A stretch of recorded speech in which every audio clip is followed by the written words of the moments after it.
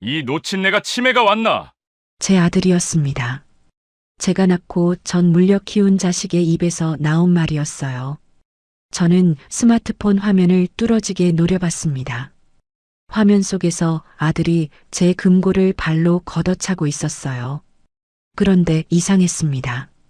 분명 휠체어를 타고 있어야 할 며느리가 두 발로 뛰어다니고 있었어요. 3일 동안 저를 부려먹은 그 깁스는 대체 뭐였던 걸까요? 눈길에 미끄러졌다는 건 정말이었을까요? 저는 주먹을 꽉 쥐었습니다. 뭔가 단단히 잘못되어 가고 있었어요.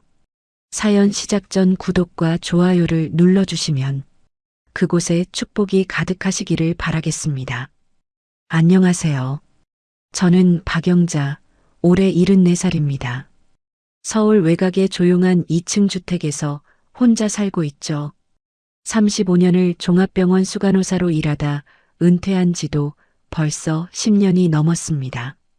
남편은 5년 전에 먼저 떠났고 아들 내외는 경기도에서 따로 살고 있어요. 명절에나 얼굴 보는 사이가 됐지만 저는 그게 오히려 편했습니다. 그날도 여느 때처럼 평온한 저녁이었습니다. 창밖으로 눈이 펑펑 쏟아지고 있었어요. 올겨울 들어 가장 많이 내리는 폭설이었죠. 기상청에서 대설주의보를 발령했다는 뉴스가 나왔습니다. 저는 마침 점심때 담근 김장김치를 꺼내 수육과 함께 접시에 담았습니다. 막걸리 한 잔을 따르고 혼자 식탁에 앉았죠. 아삭하게 씹히는 배추 잎사귀와 부드러운 수육의 조화가 입안에서 녹아내렸습니다.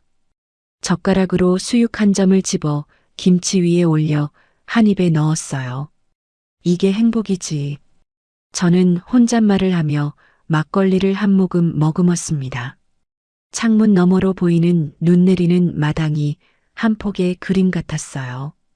감나무 가지에 눈이 소복이 쌓이고 대문 앞 화단은 하얀 이불을 덮은 듯 했습니다.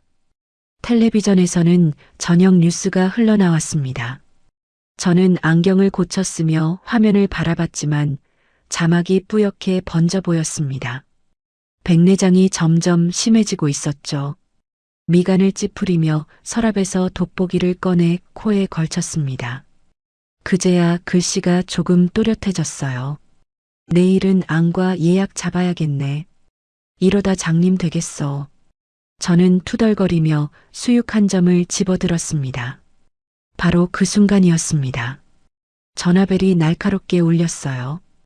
고요한 밤을 갈라놓는 그 소리에 저도 모르게 젓가락을 놓았습니다. 심장이 덜컥했죠. 이 시간에 전화라니. 발신자를 확인하니 아들 성훈이었습니다. 명절도 아닌데 웬일인가 싶어 얼른 전화를 받았죠. 어머니. 아들의 목소리가 다급하게 터져 나왔습니다. 거의 비명에 가까운 소리였어요.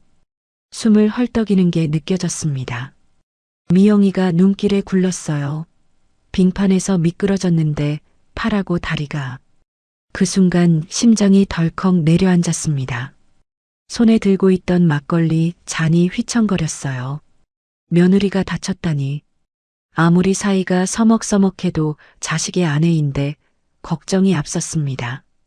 머릿속이 하얘졌어요. 뭐라고? 얼마나 다쳤어? 어느 병원이야? 팔이랑 다리요. 응급실 갔다 왔는데 어머니 집으로 갈게요. 지금 갈 데가 없어요. 전화는 일방적으로 끊어졌습니다. 저는 멍하니 전화기를 바라봤습니다. 갈 데가 없다니 그게 무슨 말인가 싶었죠. 아들 내외는 경기도에 자기들 집이 있는데요. 전세긴 해도 방 3개짜리 아파트잖아요. 하지만 일단 다쳤다니 자세한 건 나중에 물어봐야겠다 싶었습니다. 저는 부랴부랴 식탁을 치우고 안방을 정돈했습니다. 30분쯤 지났을까요? 대문 밖에서 요란한 소리가 들려왔습니다. 차 문이 쾅 닫히는 소리, 뭔가를 끌고 오는 소리가 뒤섞였어요. 저는 현관문을 열고 나갔습니다. 눈보라가 얼굴을 때렸어요. 눈을 가늘게 뜨고 보니 아들이 휠체어를 밀고 들어오고 있었습니다. 휠체어에는 눈을 뒤집어 쓴 며느리가 앉아 있었죠. 머리카락에도 어깨에도 눈이 쌓여서 마치 눈사람 같은 모습이었습니다. 어머니, 빨리 안으로요. 아들이 외쳤습니다. 저는 얼른 문을 활짝 열어주었습니다. 휠체어가 현관으로 들어오자 차가운 공기와 함께 눈송이들이 마룻바닥에 떨어졌습니다. 눈 녹은 물이 금세 웅덩이를 만들었어요. 저는 며느리의 모습을 살폈습니다. 오른쪽 팔과 왼쪽 다리에 검은색 보호대가 두툼하게 감겨 있었어요. 그런데 얼굴은 멀쩡했습니다. 긁힌 데 하나 없이 깨끗한 얼굴로 세상이 무너진 것처럼 과장된 울상을 짓고 있었죠. 아이고, 아이고. 며느리가 신음소리를 냈습니다. 아들은 옆에서 호들갑을 떨었어요. 하필이면 빙판이. 눈이 이렇게 많이 올 줄 몰랐죠. 차에서 내리다가 그냥 미끄러졌어요. 순식간이었어요. 저는 고개를 끄덕이며 휠체어 뒤로 돌아갔습니다. 그런데 그때 짐꾸러리 뒤에서 작은 인기척이 느껴졌습니다. 고개를 돌려보니 손녀 지수가 겁에 질린 얼굴로 쭈뼛거리고 서 있었어요. 올해 10살인 지수는 얇은 잠바 하나만 걸치고 덜덜 떨고 있었습니다. 코끝이 빨갛게 얼어 있었어요. 저는 가슴이 철렁 내려앉았습니다. 며느리는 두꺼운 패딩을 입고 담요까지 덮고 있는데 아이는 저렇게 얇은 옷을 입고 있다니요. 지수야. 저는 얼른 지수에게 달려갔습니다. 아이의 손을 잡으니 얼음장처럼 차가웠어요. 손가락 끝이 파랗게 질려 있었습니다. 저는 지수를 꼭 껴안고 집 안으로 데려갔습니다. 따뜻한 방에 아이를 앉히고 이불을 덮어주었죠. 지수는 아무 말 없이 고개만 끄덕였습니다. 눈동자가 불안하게 흔들리고 있었어요. 그 사이 아들이 며느리를 부축해 안방으로 옮기고 있었습니다. 제 방, 제 침대예요. 저는 안방 문 앞에서 잠시 멈칫했습니다. 내 냄새가 밴 침대와 베개를 저들이 차지하는 거잖아요. 본능적인 영토 침범의 불쾌감이 스쳐 지나갔습니다. 하지만 다친 사람을 2층으로 올려보낼 수는 없으니 어쩔 수 없었죠. 저는 한숨을 삼키고 안방으로 들어갔습니다. 저는 며느리가 침대에 눕는 것을 도왔습니다. 그런데 그 순간 이상한 냄새가 코를 찔렀습니다. 35년간 병원에서 일한 저에게 익숙한 냄새가 아니었어요. 병원 특유의 소독약 냄새, 섞고 붕대에서 나는 차갑고 분말 같은 냄새가 전혀 나지 않았습니다. 대신 새 택배 박스를 뜯었을 때 나는 그 냄새, 고무와 합성 섬유가 섞인 새것 냄새가 진하게 풍겼습니다. 온라인 쇼핑몰에서 물건을 받았을 때 나는 바로 그 냄새였어요. 저는 코를 킁킁거리며 고개를 갸웃거렸습니다. 이상했어요. 응급실에서 깁스를 했다면 섞고 냄새가 나야 하는데요. 설마 요즘은 깁스 재질이 달라졌나 싶기도 했습니다.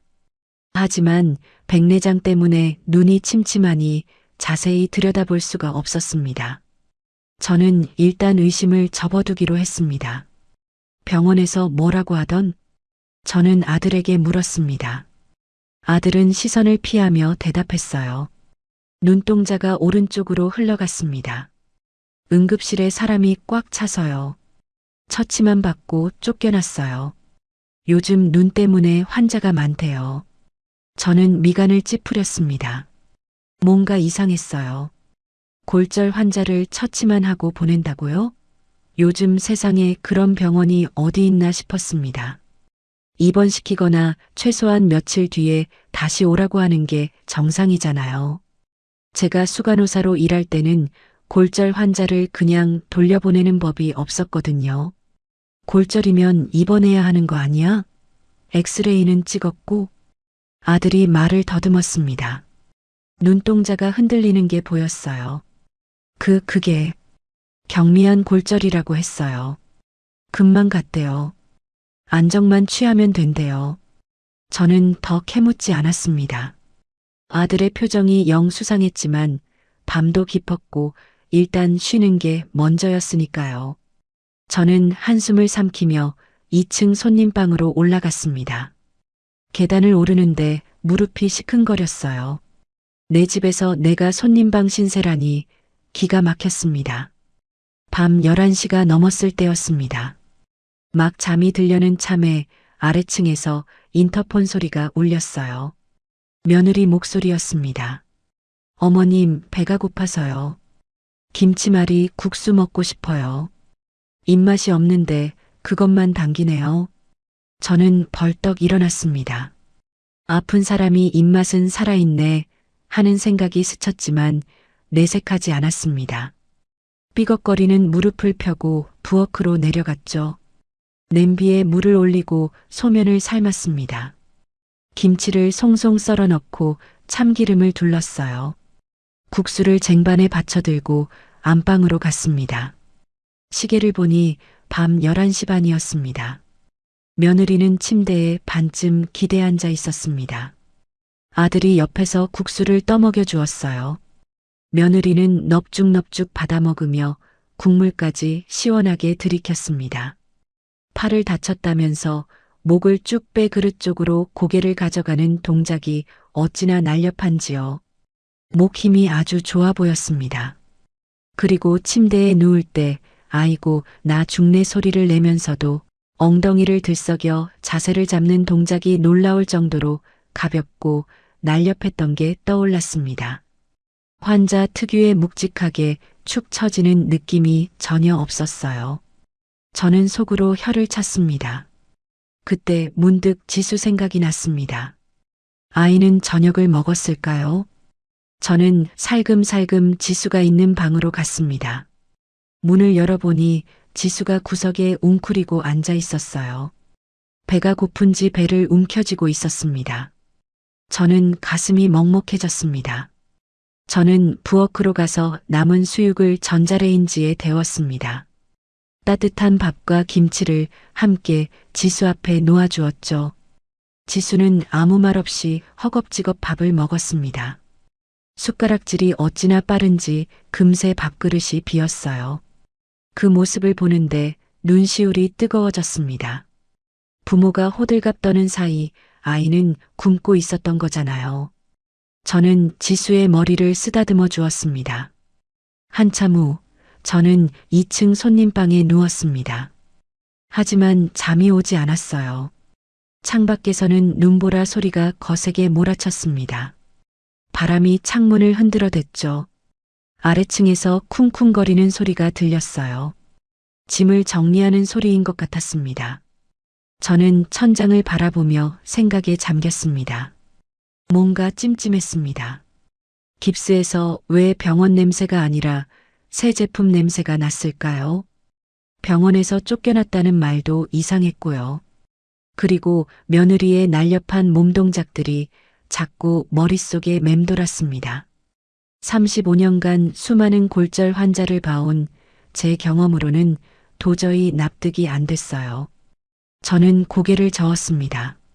아니야, 내가 너무 예민한 거야. 아들이 설마 나를 속이겠어. 피는 물보다 진하다는데.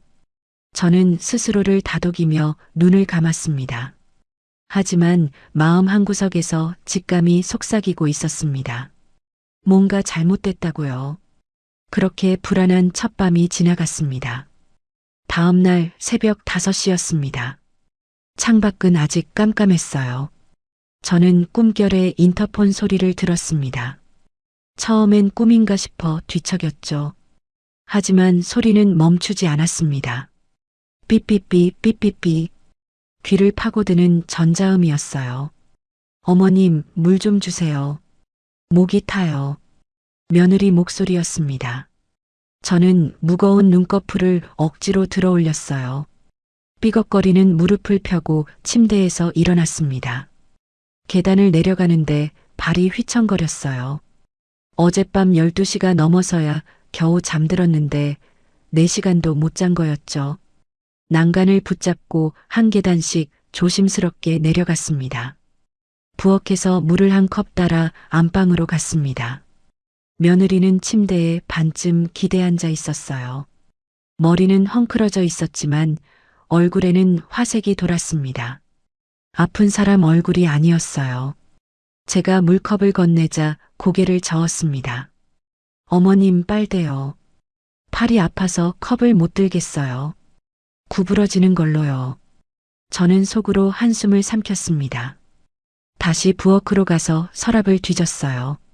구부러지는 빨대를 찾아 컵에 꽂아 가져갔습니다. 그런데 며느리는 빨대 각도가 마음에 안 든다며 직접 손을 뻗어 빨대를 조절했습니다. 오른팔이 다쳤다면서 손목을 꺾어 빨대를 만지는 동작이 아주 자연스러웠어요. 저는 눈을 가늘게 떴지만 침침한 시야로는 자세히 볼 수가 없었습니다. 그저 이상하다는 느낌만 스쳐 지나갔죠. 아침 7시가 되자 며느리의 요구가 본격적으로 시작됐습니다. 어머님, 뼈 붙으려면 칼슘이 최고래요. 사골국 있으세요? 아, 그리고 멸치볶음이랑 치즈 계란말이도요. 치즈는 꼭 넣어주셔야 해요. 모차렐라로요. 저는 냉장고를 열었습니다. 사골국은 없었어요. 멸치는 있었지만 치즈는 떨어진 상태였죠. 저는 난감했습니다. 사골국은 없는데 된장찌개 끓여줄까? 며느리의 표정이 굳어졌습니다. 입꼬리가 축 처지더니 눈에 물기가 고였어요. 연극을 하듯 과장된 표정이었습니다. 어머님, 저 뼈가 부러졌잖아요. 된장찌개가 무슨 소용이에요. 아, 속상해서. 옆에 있던 아들이 끼어들었습니다. 아내 편을 드는 목소리였어요. 엄마, 사골 사다 끓여요. 미영이가 얼마나 아픈데. 마트 아침 9시에 열잖아요. 저는 입술을 꾹 깨물었습니다. 새벽부터 불려다니고 이제는 장까지 봐오라는 거였죠. 하지만 손녀 지수가 아침밥을 먹어야 하니 참았습니다. 저는 부엌에서 있는 재료로 아침상을 차렸어요. 계란말이, 김치, 콩나물국, 밥. 소박하지만 정성껏 만들었습니다. 계란말이는 노릇노릇하게 굽고 콩나물국에는 다진 마늘을 넉넉히 넣었죠. 식탁에 둘러앉았는데 분위기가 이상했어요. 아들은 며느리 그릇에만 반찬을 덜어주느라 바빴습니다. 저와 지수는 조용히 밥만 먹었죠. 지수는 고개를 푹 숙인 채 밥알만 콕콕 집어 먹었습니다. 그때 아들이 국을 한 숟가락 떠먹더니 얼굴을 찌푸렸습니다. 엄마, 국이 좀 짜다. 미영이 붓는데 싱겁게 해야지. 가슴이 뜨끔했습니다. 35년간 병원 구내식당에서도 짜다는 소리 한 번 못 들었는데요. 저는 아무 말 없이 숟가락을 내려놓았습니다. 입맛이 싹 달아났어요. 목구멍이 막히는 것 같았습니다. 식사 후 지수가 학교에 갈 준비를 했습니다. 저는 현관까지 따라 나가 신발 신는 것을 도와주었어요. 지수의 운동화 끈을 묶어주는데 아이가 고개를 숙이고 작은 목소리로 중얼거렸습니다. 할머니, 엄마 꾀병 같아. 저는 손을 멈췄습니다. 심장이 덜컥했어요. 지수의 얼굴을 올려다보니 아이의 눈동자가 흔들리고 있었습니다. 뭔가 더 말하고 싶은 듯 했지만 지수는 입을 다물고 후다닥 뛰어나갔습니다. 찬바람이 현관으로 밀려 들어왔어요. 저는 멍하니 닫힌 현관문을 바라봤습니다. 꾀병이라고요? 10살짜리 아이가 왜 그런 말을 했을까요? 저는 고개를 저었습니다. 아이가 엄마한테 삐져서 그런 거겠지. 그렇게 생각하려 했습니다. 하지만 가슴 한구석에 걸리는 게 있었어요. 오전 내내 며느리의 호출은 계속됐습니다. 물 달라, 이불 정리해달라, 베개 높이를 바꿔달라, 커튼을 쳐달라. 저는 1층과 2층을 수십 번 오르내렸어요. 무릎이 시큰거렸습니다. 허리도 끊어질 것 같았죠. 손으로 허리를 받치며 계단을 올랐습니다. 점심때가 되자 며느리가 또 요구했습니다. 침대에 기대앉아 손톱을 다듬으며 말했어요. 어머님, 자연산 전복죽이 먹고 싶어요. 병원에서 그게 뼈한테 좋대요. 자연산 전복이라니요. 그게 얼마짜린데요? 저는 속이 부글부글 끓었지만 겉으로는 내색하지 않았습니다. 전복은 없고 잣죽 끓여줄까? 며느리가 한숨을 푹 쉬었습니다. 마치 제가 큰 잘못이라도 한 것처럼요. 잣죽이요? 에이, 그건 맛이 없어서. 그냥 라면이라도 끓여주세요. 계란 2개 넣어서요. 저는 라면을 끓였습니다. 계란 2개를 풀고 파를 송송 썰어 넣었어요. 라면 그릇을 들고 안방으로 가는데 며느리가 침대 시트를 만지작거리며 투덜거렸습니다. 어머님, 이 시트 까슬까슬해서 피부가 쓸려요. 순면으로 바꿔주시면 안 될까요? 아, 그리고 방에 먼지가 많은 것 같아요. 청소기 좀 돌려주세요. 저는 이를 악물었습니다. 내 방인데 먼지가 많다니요. 하지만 참았습니다.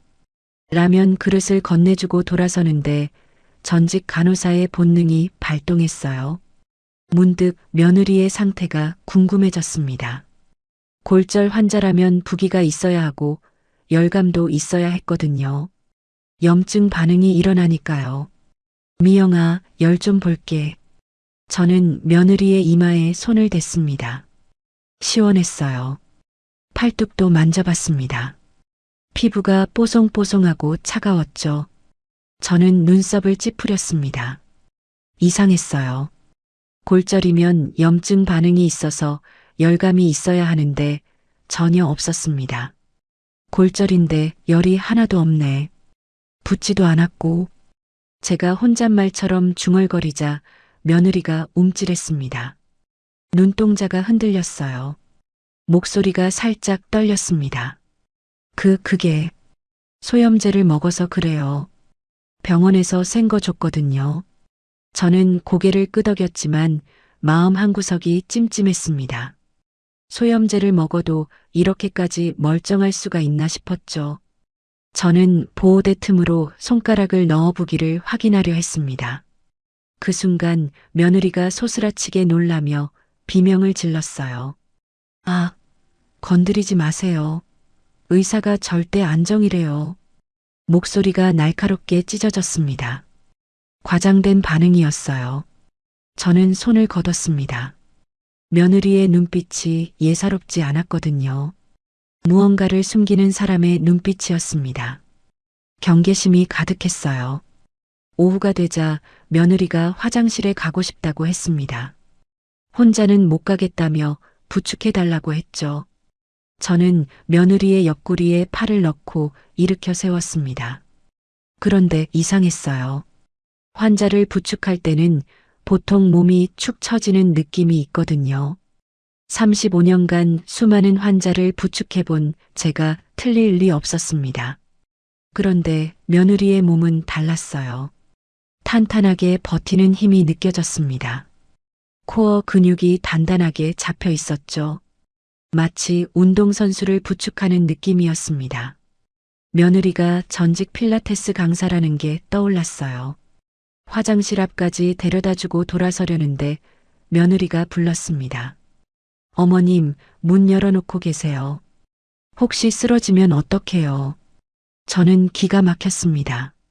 74살 시어머니가 41살 며느리 볼일 보는 걸 지켜보라니요. 저는 고개를 돌리고 복도에 서 있었습니다. 화장실에서 볼일 보는 소리가 들렸어요. 그리고 휴지 뜯는 소리. 저는 귀를 막고 싶었습니다. 어머님, 휴지 좀. 며느리가 뒤처리를 시키려는 뉘앙스를 풍겼습니다. 저는 기겁해서 물티슈통을 안으로 던져주고 도망치듯 나왔습니다. 심장이 쿵쾅거렸어요. 굴욕감에 눈앞이 아찔했습니다. 얼굴이 화끈거렸어요. 저녁이 되어 아들이 퇴근했습니다. 저는 저녁상을 차려놓았어요. 돼지고기 김치찌개와 계란찜이었습니다. 아들이 밥을 먹다가 넌지시 물었습니다. 어머니, 인감도장 잘 있죠? 요즘 빈집털이가 많대서요. 귀중품은 어디 두셨어요? 저는 젓가락을 멈췄습니다. 왜 갑자기 인감도장을 묻는 걸까요? 심장이 서늘해졌습니다. 왜? 인감도장은 내가 잘 보관하고 있어. 아들이 어색하게 웃었습니다. 눈이 웃지 않았어요. 아, 그냥요. 요즘 어르신들 사기 많이 당하잖아요. 걱정돼서요. 저는 대답하지 않았습니다. 뭔가 이상했어요. 아들의 눈빛이 평소와 달랐거든요. 그날 밤이었습니다. 저는 잠이 오지 않아 물을 마시러 1층으로 내려갔어요.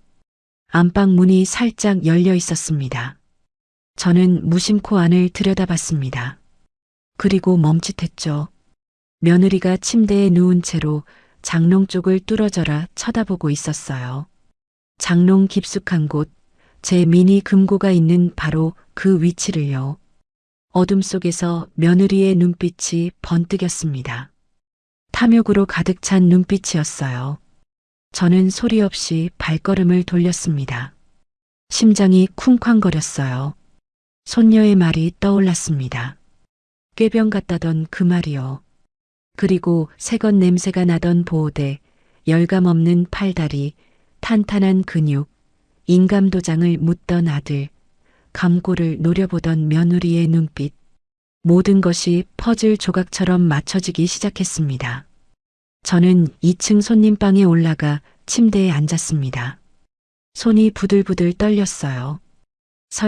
설마 하는 마음과 역시 그랬구나 하는 마음이 뒤엉켰습니다. 아직 확신할 수는 없었습니다. 하지만 한 가지는 분명했어요. 내가 당하고만 있을 수는 없다는 거였죠. 저는 주먹을 꽉 쥐었습니다. 어떻게든 진실을 밝혀내야 했습니다. 창밖에서는 여전히 눈이 내리고 있었습니다. 하얀 눈송이가 어둠 속에서 펄펄 날렸어요. 아들 내외가 들이닥친 지 3일째 되는 날이었습니다. 저는 이미 지칠 대로 지쳐 있었어요. 새벽마다 인터폰 소리에 깨고 하루 종일 며느리 시중을 들었으니까요. 온몸이 천근만근이었습니다. 무릎은 계단을 오를 때마다 비명을 질렀고 허리는 빨래판처럼 뻣뻣하게 굳어 있었죠. 그날 저녁 저는 거실에서 뉴스를 보고 있었습니다. 돋보기를 쓰고 화면을 바라보는데 익숙한 지명이 귀에 들어왔어요. 저는 고개를 번쩍 들었습니다. 서울시 외곽 재개발 사업이 최종 확정됐습니다. 해당 지역 주민들은 평균 15억에서 20억 원의 보상금을 받을 것으로 예상됩니다. 화면에 우리 동네 지도가 떴습니다. 제 집이 있는 바로 그 구역이었어요. 저는 숨을 삼켰습니다. 재개발 이야기는 몇 년 전부터 있었지만 이렇게 확정될 줄은 몰랐거든요. 심장이 두근거렸습니다. 그 순간 안방 문이 벌컥 열렸습니다. 휠체어를 탄 며느리가 나왔어요. 아들이 뒤에서 밀고 있었죠. 두 사람의 눈이 번쩍 빛나고 있었습니다. 마치 복권에 당첨된 사람들 같았어요. 어머니, 뉴스 보셨어요? 대박이네요. 아들이 흥분한 목소리로 말했습니다. 목소리가 들떠 있었어요. 며느리도 거들었습니다. 이 집 보상받으면 20억은 나오겠네요. 어머님 인생 역전이에요. 저는 대답하지 않았습니다. 두 사람의 눈빛이 영 마음에 들지 않았거든요. 탐욕이 적나라하게 드러나 있었습니다. 아들이 소파에 앉더니 스마트폰을 꺼냈어요. 계산기 앱을 두드리기 시작했습니다. 손가락이 바쁘게 움직였죠. 20억에서 세금 떼고 빚 갚고 강남 아파트 전세 끼고 사면 딱 맞겠다. 어머니, 우리 합가하면 어때요? 저는 눈을 크게 떴습니다. 합가라니요. 갑자기요? 합가? 그게 무슨 소리야? 아들이 어깨를 으쓱했습니다. 마치 당연한 일인 것처럼요. 어머니 혼자 사시기 뭐하잖아요. 눈도 안 좋으시고 같이 살면 서로 좋잖아요. 며느리가 바로 끼어들었습니다. 목소리가 꿀을 바른 듯 달콤했어요. 눈웃음까지 치며 말했습니다. 맞아요, 어머님. 어머님, 눈이 안 보이시는데 큰돈 관리 어떻게 하세요? 요즘 어르신들 보이스피싱에 사기 많이 당하잖아요. 저희가 관리해 드릴게요. 편하게 사세요. 저는 속이 뒤집어지는 것 같았습니다. 눈이 안 보인다고요? 제가 바보인가요? 저는 일부러 천천히 말했습니다. 내 돈은 내가 알아서 해. 걱정 마. 며느리의 표정이 살짝 굳어졌습니다. 입꼬리가 실룩거렸어요. 하지만 금세 웃음을 되찾았습니다. 능글맞은 웃음이었어요. 어머님, 저희가 어머님 돈 뺏으려는 게 아니에요. 효도하려는 거죠. 어머님 남은 여생 편하게 모실게요. 저는 코웃음이 나왔습니다. 효도라고요. 지금까지 명절에도 얼굴 제대로 안 비추던 사람들이요. 손녀 지수 생일에도 선물 하나 안 보내던 사람들이요. 하지만 겉으로는 내색하지 않았습니다. 저는 자리에서 일어났어요. 피곤하다. 먼저 올라갈게. 저는 2층으로 올라갔습니다. 방문을 닫고 침대에 털썩 주저앉았어요. 심장이 빠르게 뛰었습니다. 손이 떨렸어요. 저들이 노리는 게 뭔지 너무나 명확했습니다. 재개발 보상금이었죠. 저는 천장을 바라보며 한숨을 내쉬었습니다. 가슴이 답답했어요. 마치 커다란 돌덩이를 가슴에 얹어놓은 것 같았습니다. 눈물이 핑 돌았지만 억지로 참았어요. 다음 날 아침 며느리의 갑질은 더 심해졌습니다. 아침 식사 때 한우 툭불이 아니면 소화가 안 된다고 했어요. 점심에는 자연산 전복을 찾았고 저녁에는 민어회가 먹고 싶다고 했습니다. 제 신용카드를 달라고 하더군요. 어머님 카드로 장 좀 봐올게요. 어머님 몸도 안 좋으신데 제가 알아서 할게요. 아들이 제 카드를 가져갔습니다. 1시간쯤 지났을 때 문자가 왔어요. 결제 알림이었습니다. 저는 돋보기를 쓰고 화면을 들여다봤습니다. 금액을 보고 눈이 휘둥그레졌어요. 48만 원. 장을 본다면서 48만 원이라니요. 아들이 돌아왔을 때 저는 장바구니를 확인했습니다. 한우는 있었지만 나머지는 영 이상했어요. 며느리가 쓰는 고급 화장품, 수입 맥주, 비싼 수입 과자들. 저를 위한 물건은 하나도 없었습니다. 저는 입술을 깨물었어요. 화가 치밀어 올랐지만 참았습니다. 지금은 참아야 할 때였어요. 오후가 되자 며느리가 또 불렀습니다. 어머님, 다리가 너무 저려요. 주물러 주시면 안 될까요? 깁스 안 한 쪽이요. 저는 기가 막혔습니다. 74살 시어머니가 41살 며느리 다리를 주물러 달라고요? 하지만 거절할 명분이 없었습니다. 저는 한숨을 삼키고 안방으로 갔어요. 며느리가 침대에 누워 있었습니다. 깁스하지 않은 오른쪽 다리를 내밀었어요. 저는 무릎을 꿇고 앉아 며느리의 종아리를 주무르기 시작했습니다. 굴욕감에 얼굴이 화끈거렸어요. 눈시울이 뜨거워졌습니다. 그런데 이상했습니다. 손끝에 느껴지는 근육이 보통이 아니었어요. 35년간 수많은 환자의 다리를 만져본 저였습니다. 환자의 다리는 대부분 물렁물렁하거든요. 오래 누워있으면 근육이 빠지니까요. 그런데 며느리의 다리는 달랐습니다. 종아리 근육이 돌덩이처럼 단단했어요. 탄력이 넘쳤습니다. 마치 매일 운동하는 사람의 다리 같았죠. 저는 속으로 생각했습니다. 이건 누워만 있던 다리가 아니야. 며느리가 전직 필라테스 강사라고 했죠. 그래도 골절로 며칠이나 누워있던 환자가 이렇게 근육이 탄탄할 수가 있나요? 저는 일부러 손에 힘을 줘서 깁스한 쪽 다리를 툭 건드렸습니다. 실수인 척했어요. 아! 며느리가 소리쳤습니다. 그런데 이상했어요. 반응이 1초 정도 늦었습니다. 진짜 아픈 사람이라면 건드리는 순간 바로 소리를 질렀을 겁니다. 게다가 표정도 어색했어요.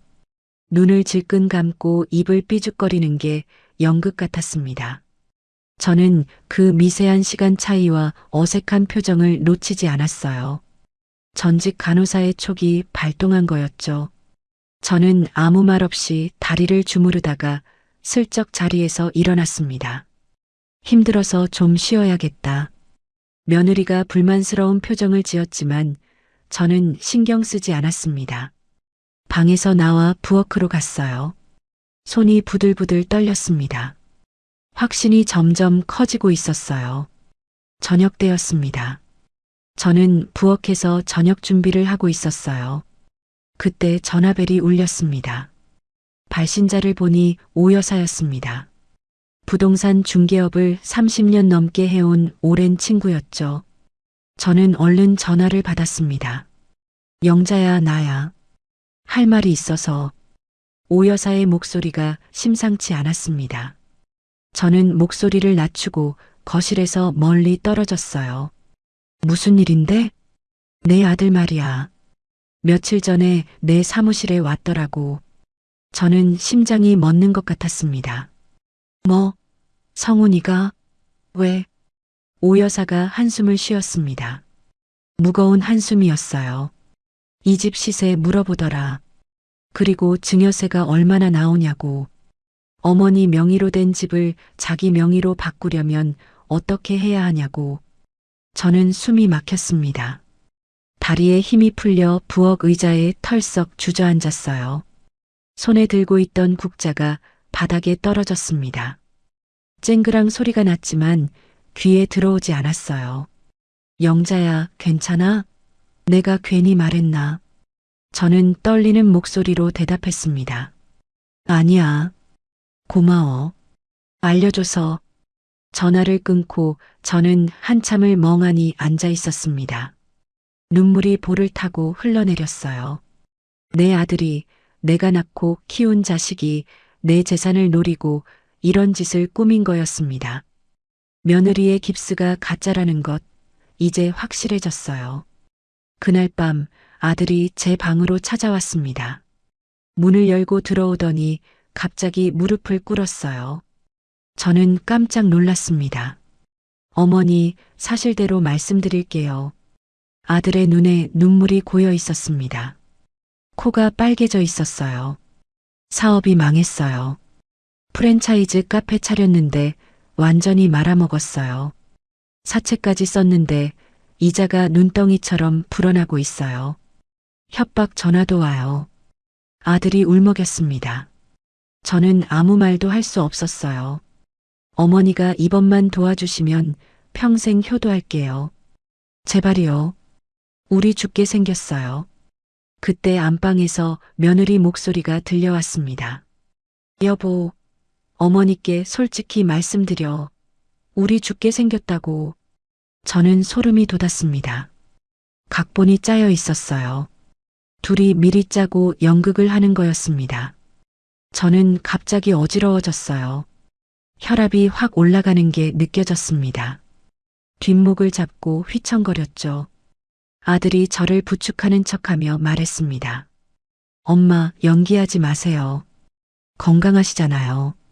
그 순간 저는 눈앞이 캄캄해졌습니다.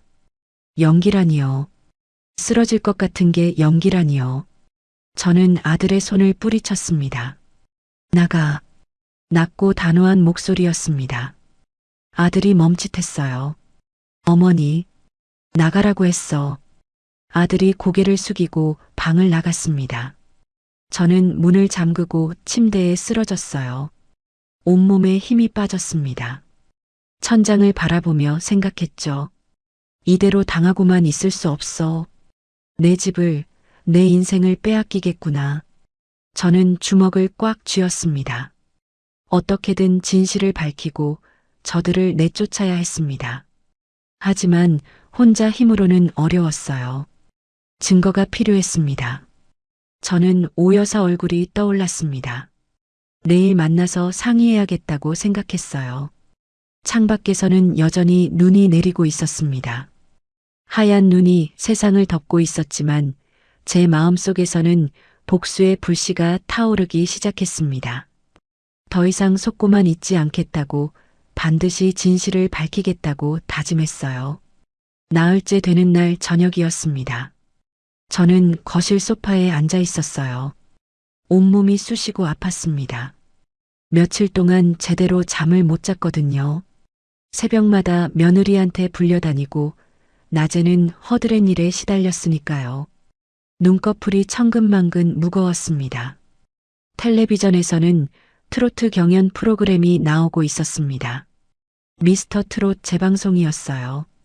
저는 평소 이 프로그램을 즐겨보는 편이었죠. 경쾌한 트로트 음악이 거실에 울려 퍼졌습니다.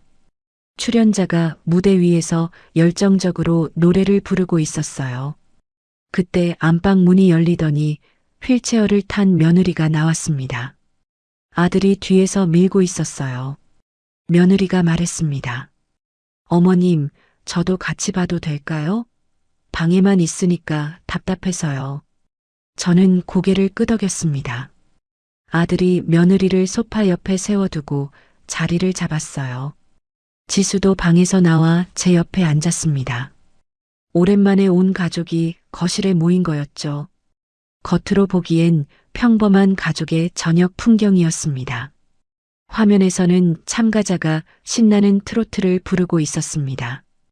흥겨운 리듬이 방 안가득 퍼졌어요. 쿵짝쿵짝 장단이 절로 어깨를 들썩이게 만들었죠. 저는 무심코 며느리 쪽을 흘깃봤습니다. 그리고 눈이 번쩍 뜨였어요.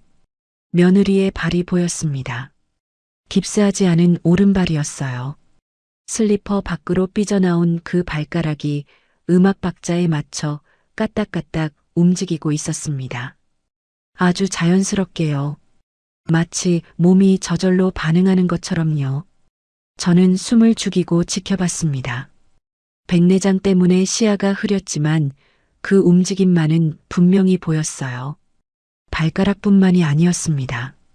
며느리의 어깨도 미세하게 들썩거리고 있었어요. 고개도 살짝살짝 끄덕였죠. 리듬을 온몸으로 타고 있는 거였습니다. 골절 환자가요. 저는 모른 척 시선을 텔레비전으로 돌렸습니다. 하지만 가슴이 두근거렸어요. 다친 사람이 저렇게 흥을 탈 수 있나요? 골절로 고통받는 환자가 음악에 맞춰 몸을 흔들 수 있나요? 35년간 병원에서 일하면서 그런 환자는 단 한 번도 본 적이 없었습니다. 그때 지수가 벌떡 일어났습니다. 텔레비전 앞으로 달려가더니 춤을 추기 시작했어요.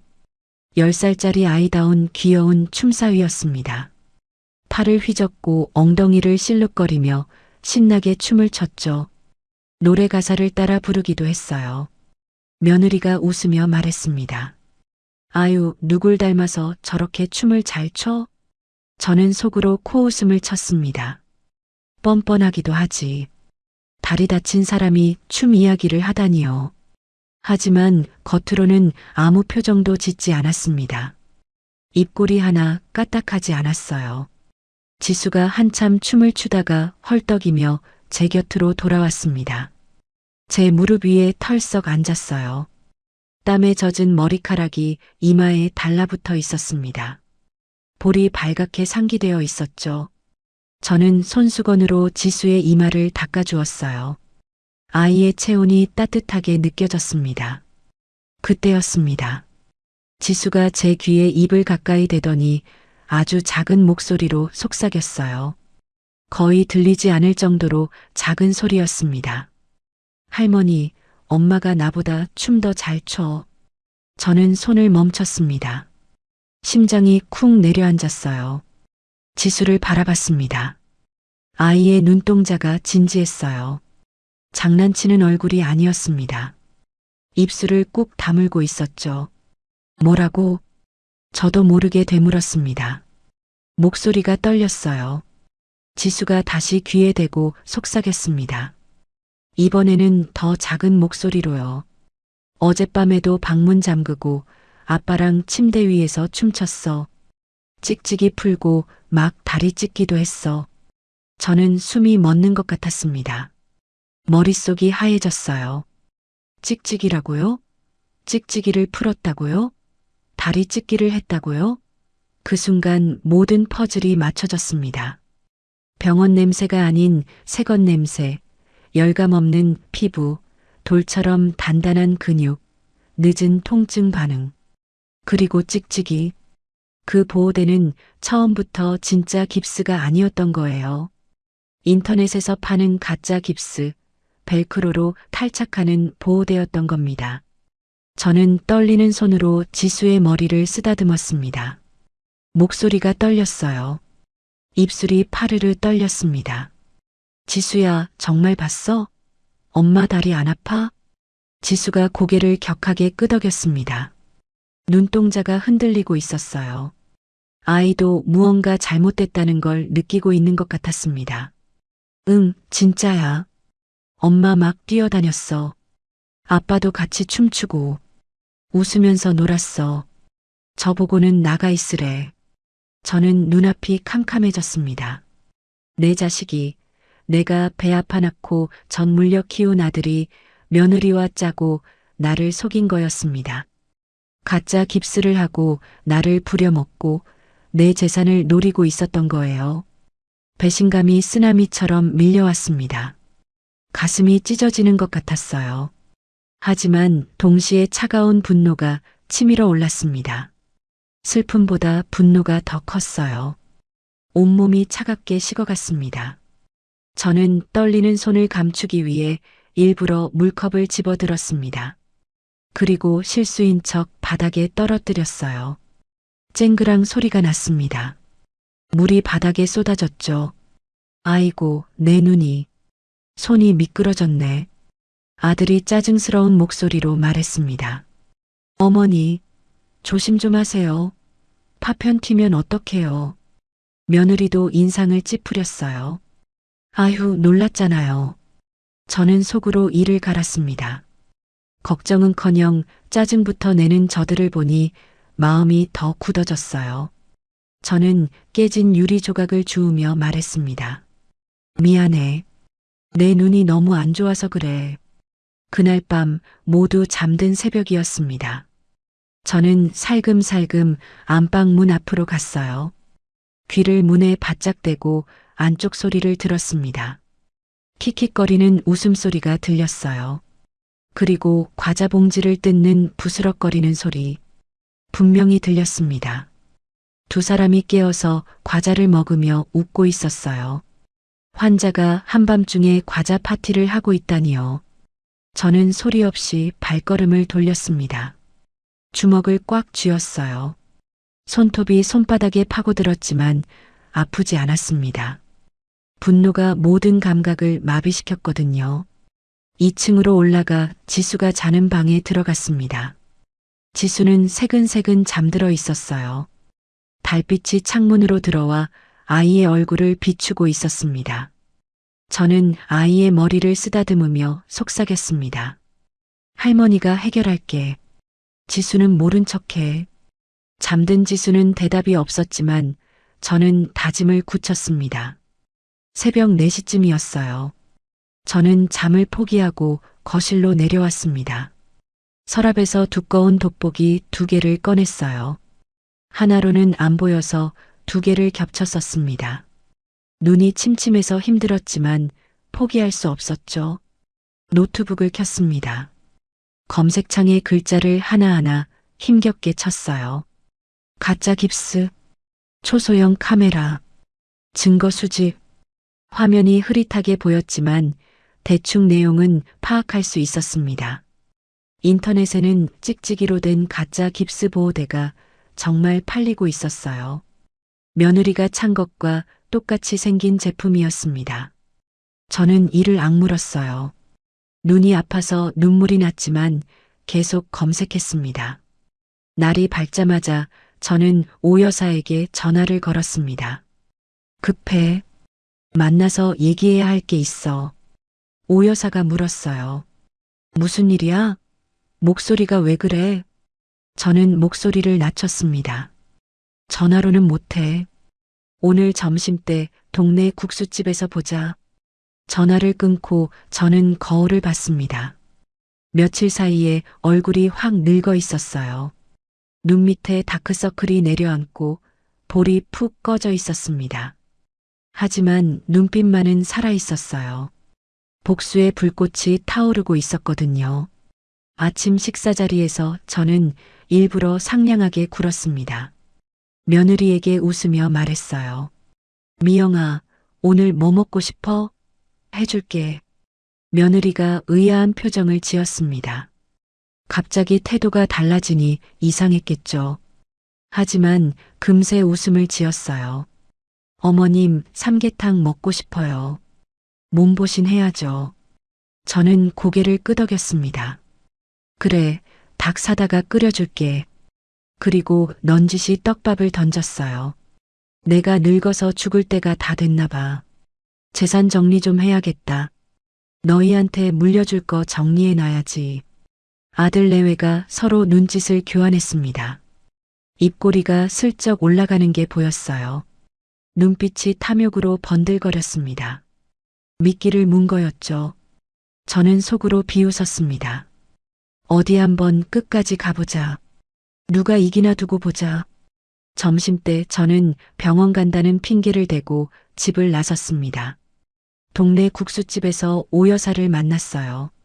오 여사는 제 얼굴을 보더니 깜짝 놀랐습니다. 영자야, 얼굴이 왜 그래? 무슨 일이야? 저는 그동안 있었던 일을 전부 털어놓았습니다. 가짜 깁스, 며느리의 춤, 손녀의 증언, 재산을 노리는 아들 내외. 칼국수가 식도록 말했어요. 오 여사는 눈이 휘둥그레졌습니다. 젓가락을 놓고 제 말에 집중했죠. 세상에 그런 나쁜 놈들이 있나? 자식이 어떻게 부모한테 그럴 수 있어? 영자야, 가만히 있으면 안 돼. 증거를 잡아야 해. 저는 고개를 끄덕였습니다. 나도 그렇게 생각해. 그래서 내가 필요해. 혼자서는 못하겠어. 오 여사가 제 손을 꽉 잡았습니다. 거칠지만 따뜻한 손이었어요. 내가 도와줄게. 작전을 세우자. 영자야, 넌 너무 물렀어. 이번에 싹 다 고쳐놔야 해. 저는 오 여사의 손을 마주 잡았습니다. 눈물이 핑 돌았지만 꾹 참았어요. 이제 울 때가 아니었습니다. 싸워야 할 때였죠. 반격이 시작되는 거였습니다. 저는 고개를 들어 오 여사를 바라봤습니다. 두 눈에 힘을 주며 말했어요. 도와줘. 내 힘으론 안 돼. 오 여사가 고개를 끄덕였습니다. 굳은 표정이었어요. 눈빛이 단호했습니다. 걱정 마. 내가 다 알아서 할게. 오 여사와 국수집에서 헤어진 다음 날이었습니다. 저는 아침 일찍 일어나 거울 앞에 섰어요. 얼굴이 많이 수척해져 있었습니다. 볼이 푹 꺼지고 눈 밑에 다크서클이 내려앉아 있었죠. 하지만 눈빛만은 또렷했습니다. 오늘부터 작전이 시작되는 거였어요. 저는 깊이 숨을 들이쉬고 내뱉었습니다. 아침 식사 자리에서 저는 일부러 눈을 찡그리며 말했습니다. 연기를 해야 했어요. 35년간 병원에서 환자들을 봐왔으니 아픈 척하는 건 어렵지 않았습니다. 아이고, 눈이 너무 안 보여서 안 되겠다. 서울 큰 병원 가서 백내장 수술 받고 와야겠어. 아들이 젓가락을 멈췄습니다. 눈이 번쩍 뜨이는 게 보였어요. 며느리와 눈짓을 교환했습니다. 수술이요? 갑자기요? 저는 고개를 끄덕였습니다. 갑자기가 아니야. 진작 받았어야 하는데 미루고 미뤘지. 이번에 2박 3일 입원해서 수술 받고 올게. 며느리가 끼어들었습니다. 목소리에 기쁨이 묻어났어요. 숨기려 했지만 입꼬리가 실룩거렸습니다. 눈빛이 반짝거렸어요. 잘 생각하셨어요, 어머님. 눈이 안 보이시면 불편하시잖아요. 수술 받고 오세요. 간병인은 병원에서 구하시고요. 저희는 몸이 불편해서 못 가니까요. 아들도 맞장구를 쳤습니다. 맞아요. 집은 걱정 마세요. 저희가 잘 지키고 있을게요. 저는 속으로 비웃었습니다. 집을 지킨다고요. 집을 털 생각이겠지. 하지만 겉으로는 고마운 척 고개를 끄덕였어요. 그래, 고맙다.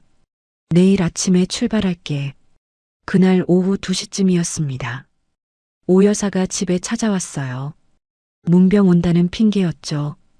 손에는 과일 바구니를 들고 있었습니다. 사과와 배가 가득 담긴 바구니였어요. 하지만 그 바구니 밑에는 다른 물건들이 숨겨져 있었습니다. 반려견용 홈캠 2대와 작은 공유기였어요. 인터넷에서 5만 원도 안 하는 제품이었지만 화질은 꽤 괜찮다고 했습니다. 영자야, 문병 왔다. 오 여사가 큰 소리로 외쳤습니다. 저는 현관으로 나가 반갑게 맞이했어요. 안방에서 며느리가 고개를 내밀었습니다. 어머, 손님이세요? 오 여사가 능청스럽게 웃었습니다. 연기력이 대단했어요. 네, 영자 친구예요. 수술 받는다고 해서 과일 좀 가져왔어요. 잘 드셔야 회복도 빨라요. 며느리가 고개를 끄덕이고는 다시 방으로 들어갔습니다. 관심이 없는 눈치였어요. 저는 오 여사를 거실로 안내했습니다. 소파에 앉아 과일을 깎는 척했죠. 잠시 후 아들이 화장실에 갔습니다.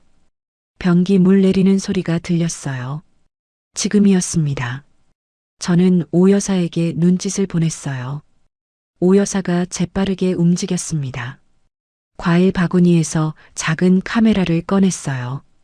손바닥만 한 크기였습니다. 검은색이라 눈에 잘 띄지 않았죠. 오 여사가 거실 장식장으로 다가갔습니다. 난초 화분이 놓인 선반이었어요. 오 여사가 화분을 살짝 옮기고 그 뒤에 카메라를 숨겼습니다. 렌즈가 거실 전체를 비추는 각도였어요. 손놀림이 빨랐습니다. 저는 안방 쪽을 살폈습니다.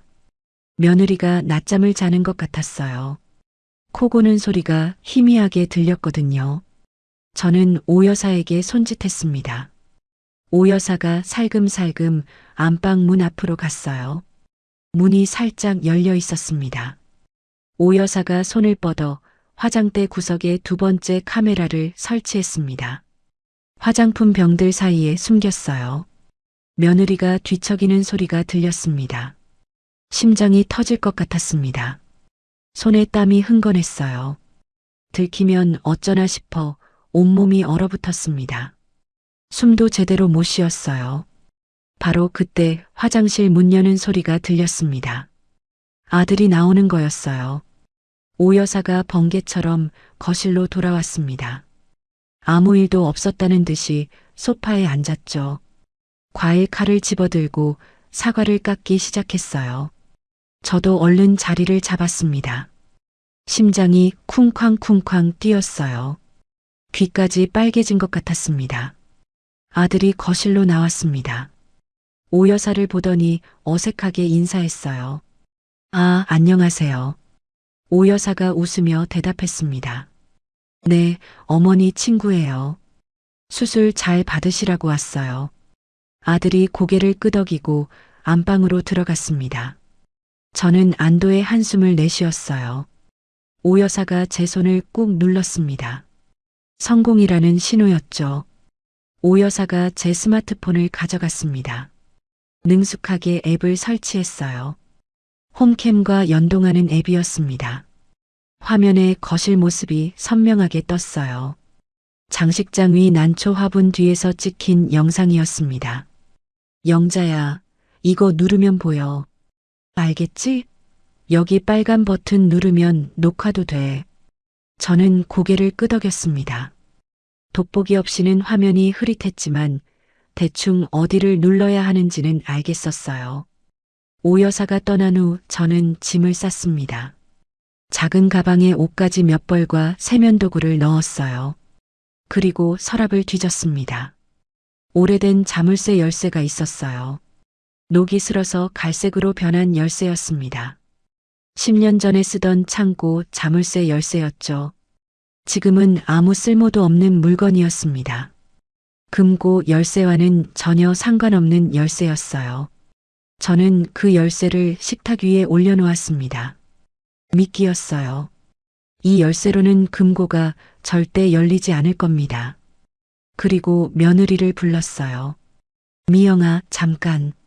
며느리가 휠체어를 타고 나왔습니다. 저는 식탁을 가리키며 말했습니다. 며느라, 내 금고 열쇠 여기 서랍에 두고 간다. 혹시 모르니까 급한 일 있으면 써. 며느리의 눈이 번쩍 빛났습니다. 입꼬리가 슬쩍 올라갔어요. 탐욕이 얼굴에 그대로 드러났습니다. 하지만 금세 표정을 감추고 걱정하는 척 말했어요. 네, 어머님. 잘 보관할게요. 수술 잘 받고 오세요. 저는 고개를 끄덕이고 현관으로 향했습니다. 지수에게 다가가 몰래 윙크했어요. 그리고 손에 용돈 5만 원을 쥐어주며 속삭였습니다. 할머니 없을 때 맛있는 거 사 먹어. 그리고 모른 척해. 지수가 눈을 껌뻑이며 고개를 끄덕였습니다. 아이의 눈에 불안함이 스쳐 지나갔지만 저는 안심시키듯 머리를 쓰다듬어 주었어요. 현관문을 열고 나섰습니다. 찬바람이 뺨을 스쳤어요. 눈이 소복이 쌓인 마당이 보였습니다. 뒤를 돌아보니 아들 내외가 현관에 서 있었습니다. 손을 흔들며 배웅하는 척했죠. 하지만 문이 닫히는 순간 문틈으로 본 며느리의 표정이 달랐습니다. 승리감에 도취된 얼굴이었어요. 입꼬리가 귀까지 올라가 있었습니다. 저는 이를 악물었습니다. 두고 보자. 누가 웃는지 두고 보자. 택시를 잡아 탔습니다. 기사에게 병원 주소를 말했어요. 택시가 출발하고 5분쯤 지났을 때 저는 뒤를 돌아봤습니다. 집이 시야에서 사라진 것을 확인하고 기사에게 말했습니다. 기사님, 죄송한데 방향을 바꿔주세요. 여기로 가주세요. 저는 오여산의 집 주소를 불러주었습니다. 기사가 의아한 눈으로 백미러를 통해 저를 봤지만 아무 말 없이 차를 돌렸어요. 오여산의 집에 도착했습니다. 오래된 빌라 3층이었어요. 페인트가 벗겨진 계단을 올라가니 오여사가 문을 열어주었습니다. 따뜻한 실내 공기가 밀려왔어요. 왔어? 어서 들어와. 고생했다. 저는 짐을 내려놓고 소파에 털썩 주저앉았습니다. 그제야 긴장이 풀렸어요. 온몸에 힘이 빠졌습니다. 며칠간 잠을 제대로 못 잔 피로가 한꺼번에 밀려왔죠. 휴, 성공했어. 들키는 줄 알았어. 오 여사가 따뜻한 차를 건네며 웃었습니다. 이제 시작이야. 치킨 시킬까? 맥주도 있어. 저는 고개를 끄덕였습니다. 평소 같으면 저녁에 치킨이라니 상상도 못했을 거예요. 건강을 생각해서 기름진 음식은 피했거든요. 하지만 오늘은 달랐습니다.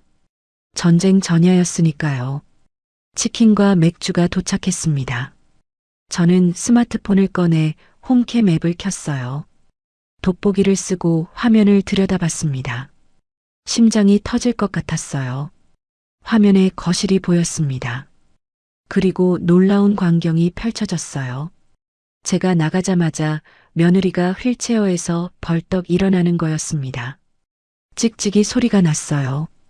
며느리가 보호대를 1초 만에 풀어 던졌습니다. 양팔을 휘두르며 소리쳤어요.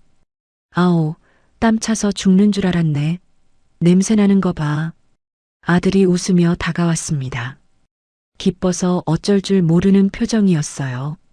두 사람이 하이파이브를 했어요. 드디어 갔어. 2박 3일 자유다. 드디어 해방이야. 며느리가 거실을 뛰어다녔습니다. 다리를 쭉쭉 뻗으며 스트레칭을 했어요.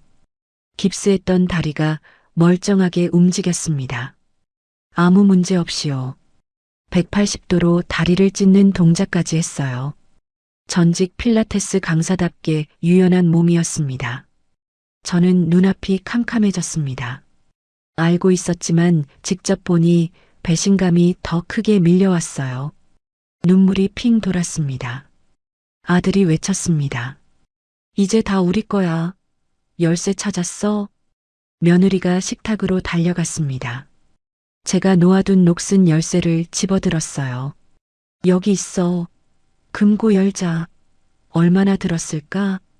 저는 주먹을 꽉 쥐었습니다. 손톱이 손바닥에 파고들었어요. 오 여사가 제 어깨를 두드렸습니다. 영자야, 진정해. 저것들이 꼬리를 잡히는 거야. 증거가 쌓이고 있어. 저는 고개를 끄덕였습니다. 맞아. 이제 시작이야. 저는 화면을 노려보며 중얼거렸어요. 그래, 어디 한번 끝까지 가보자. 치킨은 입에 들어오지 않았습니다. 하지만 맥주는 벌컥벌컥 들이켰어요. 쓴맛이 목구멍을 타고 내려갔습니다. 배신의 맛보다는 덜 썼습니다. 창밖에서는 다시 눈이 내리기 시작했습니다. 펑펑 쏟아지는 폭설이었어요. 하늘이 복수를 돕는 것 같았습니다. 저는 눈 내리는 창밖을 바라보며 다짐했어요. 반드시 저들을 내쫓겠다고요. 오 여사네 집에서 첫 밤을 보냈습니다. 잠은 거의 못 잤어요. 스마트폰 화면에서 눈을 뗄 수가 없었거든요. 돋보기 2개를 겹쳐 쓰고 화면을 들여다보느라 눈이 빠질 것 같았습니다. 눈물이 나고 눈알이 뻑뻑했어요. 하지만 멈출 수 없었습니다. 마치 남의 집을 훔쳐보는 것 같은 기분이었지만 그건 남의 집이 아니라 내 집이었어요. 내 돈으로 산 내 집에서 벌어지는 일이었습니다. 새벽 4시까지 화면을 지켜봤어요. 다음 날 아침 9시쯤이었어요. 화면 속에서 며느리가 거실로 나왔습니다. 잠옷 차림이었죠. 보송보송한 얼굴로 머리를 휘날리며 기지개를 켰어요. 환자 얼굴이 아니었습니다. 그리고 놀라운 일이 벌어졌어요. 며느리가 거실 바닥에 요가 매트를 펼쳤습니다. 그리고 필라테스 동작을 시작했어요. 저는 눈을 의심했습니다. 화면 속 며느리가 다리를 180도로 찢었어요. 양쪽으로 완벽하게 벌어졌습니다. 전직 필라테스 강사답게 유연한 몸이었죠. 그 다음엔 물구나무를 섰어요. 팔 힘으로 몸을 번쩍 들어 올리더니 다리를 하늘로 쭉 뻗었습니다. 고난도 동작이었어요. 골절 환자는커녕 일반인도 하기 힘든 자세였죠. 코브라 자세, 활 자세까지 척척 해냈습니다. 저는 이를 악물었습니다. 저 다리로 나를 부려먹었구나. 저 팔로 빨대 각도가 안 맞는다고 투덜댔구나. 저 몸으로 화장실 부축해달라고 굴욕을 줬구나. 70대 노모에게 다리를 주물러 달라고 했구나. 분노가 치밀어 올랐어요. 손이 부들부들 떨렸습니다. 주먹을 꽉 쥐었어요. 손톱이 손바닥에 파고들었지만 아프지 않았습니다. 오 여사가 커피를 가져왔습니다. 영자야, 좀 쉬어. 밤새 앉았잖아. 얼굴이 말이 아니야. 저는 고개를 저었습니다. 못 쉬어. 끝까지 봐야 해. 증거를 모아야 해. 화면 속에서는 더 가관인 일들이 벌어지고 있었어요. 점심때가 되자 아들이 냉장고를 열었습니다. 제가 아껴두었던 복분자주를 꺼냈어요. 명절에 먹으려고 모셔둔 거였죠. 그 옆에 있던 양주도 꺼냈습니다. 외국 여행 갔을 때 면세점에서 사온 거였어요. 아들이 며느리에게 잔을 건넸습니다. 두 사람이 건배를 했어요. 자유다. 건배. 2박 3일 천국이야. 놓친 내 없으니까 살 것 같아. 며느리가 술을 들이켰습니다. 그리고 소파 위에서 펄쩍펄쩍 뛰었어요. 내 소파였습니다. 30년 넘게 앉았던 소파요. 안주 부스러기가 바닥에 떨어졌어요. 과자 봉지를 뜯어 마구 집어먹었습니다. 쓰레기를 치우지도 않았어요. 저는 속이 부글부글 끓었습니다. 이가 갈렸어요. 오후 3시쯤이었어요. 두 사람이 안방으로 들어갔습니다. 안방 카메라 화면으로 전환했어요. 화장대 구석에 숨겨둔 카메라가 또렷하게 방 안을 비추고 있었습니다. 며느리가 장롱문을 열었어요. 제 옷가지들을 꺼내 바닥에 집어던졌습니다. 카디건, 블라우스, 치마 하나하나 내던졌어요. 제가 아끼던 옷들이었습니다. 이 옷들 좀 봐. 늙은이 냄새나서 못 살겠네. 좀팽이 냄새야. 어머니 돌아가시면 이 집부터 싹 리모델링 하자. 아들이 맞장구 쳤습니다. 그래, 벽지도 다 뜯어내고 이 장롱도 버리고 완전히 새 집으로 바꾸자. 저는 숨이 막혔습니다. 돌아가시면이라고요? 내가 죽기를 바라는 거였어요. 내 자식이요. 내가 전 물려 키운 자식이요. 눈물이 볼을 타고 흘러내렸습니다. 슬픔인지 분노인지 모를 눈물이었어요. 가슴이 찢어지는 것 같았습니다. 아들이 장롱 깊숙한 곳에서 금고를 꺼냈습니다. 작은 금고였어요. 제가 현금과 귀중품, 통장을 보관해 두는 곳이었죠. 아들이 어젯밤 제가 두고 간 녹슨 열쇠를 꺼냈습니다. 금고에 열쇠를 꽂았어요. 돌렸습니다. 하지만 열리지 않았어요. 당연했죠. 그건 가짜 열쇠였으니까요. 10년 전 창고 자물쇠 열쇠였어요. 뭐야? 안 열리잖아. 아들이 짜증을 냈습니다. 열쇠를 이리저리 돌려봤지만 소용없었어요. 힘껏 밀어봐도 꿈쩍도 안 했죠. 열쇠 구멍에 침까지 뱉어가며 시도했지만 안 됐습니다. 이 놓친 내가 치매가 왔나? 열쇠가 안 맞아. 젠장? 미쳤나? 아들이 금고를 발로 찼습니다. 쾅 하는 소리가 났어요. 저는 화면을 보며 주먹을 꽉 쥐었습니다. 놓친 내라고요. 치매라고요. 내 아들이 나를 그렇게 부르는 거였어요. 세상에. 며느리가 금고를 들어 올렸습니다. 무거운 거 보니까 뭔가 들어있긴 하네. 자물쇠 전문가 부를까? 딸 수 있을 거야. 아들이 고개를 저었습니다. 아니야, 의심받아. 그냥 어머니 인감 찾아서 위임장 만들자. 동사무소 직원은 대충 얼버무리면 돼. 딸이 데리러 왔다고 하면 되지. 노인네 서명 위조하는 거 어렵지도 않아. 저는 귀를 의심했습니다. 인감을 찾아서 위임장을 만든다고요? 사문서 위조였어요. 범죄를 모의하고 있는 거였습니다. 저는 떨리는 손으로 녹화 버튼을 눌렀어요. 빨간 불이 켜졌습니다. 화면 상단에 녹화 중이라는 표시가 떴어요. 이게 증거야. 오 여사가 옆에서 화면을 지켜보다 말했습니다. 영자야, 이거면 법적으로 꼼짝 못해. 빼박이야. 증거가 완벽해. 사문서 위조 모의까지 녹화됐어. 저는 고개를 끄덕였습니다. 목소리가 나오지 않았어요. 목이 메었거든요. 눈물이 볼을 적셨습니다. 저녁이 되었습니다. 화면 속에서 배달 음식이 도착했어요. 족발과 보쌈이었습니다. 비싼 음식이었죠. 아들 내외가 거실에서 술판을 벌였어요. 맥주까지 시켰더군요. 그런데 지수는 보이지 않았습니다. 저는 불안해졌어요. 지수는 어디 있는 걸까요? 밥은 먹었을까요? 한참 뒤에 지수가 방에서 나왔습니다. 배가 고픈 듯 부엌을 기웃거렸어요. 하지만 아들 내외는 아이에게 관심이 없었습니다. 자기들끼리 술을 마시며 웃고 떠들었죠. 지수가 작은 목소리로 말했어요. 엄마, 나도 배고파. 며느리가 귀찮다는 듯 손을 저었습니다. 쳐다보지도 않았어요. 냉장고에서 아무거나 꺼내 먹어. 엄마 바빠. 지수가 냉장고를 열었습니다. 하지만 먹을 게 별로 없었어요. 어른들이 다 먹어치웠거든요. 아이가 라면 봉지를 꺼냈습니다. 끓이지도 못하고 그냥 부셔서 먹었어요. 방으로 돌아가는 지수의 뒷모습이 너무 작아 보였습니다. 잠시 후 방 안에서 흐느끼는 소리가 희미하게 들렸어요. 저는 가슴이 찢어지는 것 같았습니다. 내 손녀가 굶고 있는 거였어요.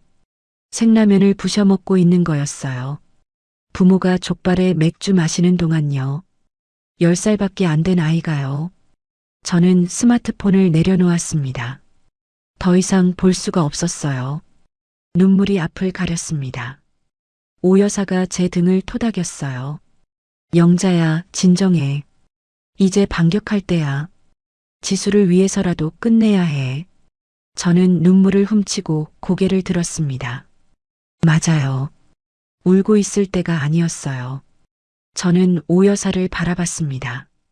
계약서 준비됐어? 오 여사가 고개를 끄덕였습니다. 가방에서 서류 봉투를 꺼냈어요. 미리 준비해둔 가짜 서류들이었습니다. 부동산 매매 계약서와 전 재산 사회 환원 약정서였어요. 물론 진짜가 아니었습니다. 법적 효력이 없는 서류였죠. 아들 내외를 겁주기 위한 소품이었어요. 여기 도장 찍어. 날짜는 어제로 해놨어. 그럴듯하게 만들었지? 저는 서류를 살펴봤습니다. 글씨가 흐릿하게 보였지만 내용은 알 수 있었어요. 집을 사회복지재단에 기부한다는 내용이었습니다. 저는 가방에서 도장을 꺼내 쾅 찍었어요. 손에 힘이 들어갔습니다. 빨간 인주가 선명하게 찍혔어요. 오 여사가 창밖을 내다봤습니다. 눈이 다시 오네. 폭설이야. 하늘이 우리 편인가 봐. 내일 아침에 들이닥치자. 저는 고개를 끄덕였습니다. 창밖으로 눈이 펑펑 내리고 있었어요. 마치 하늘이 복수를 돕는 것 같았습니다. 저는 옷장에서 검은 코트를 꺼냈어요. 오 여사가 빌려준 거였습니다. 그리고 선글라스를 챙겼어요. 큰 선글라스였습니다. 수술받고 온 척하려면 눈을 가려야 했거든요. 목에는 목도리도 둘렀습니다. 비장한 차림이었어요. 내일 몇 시에 갈까?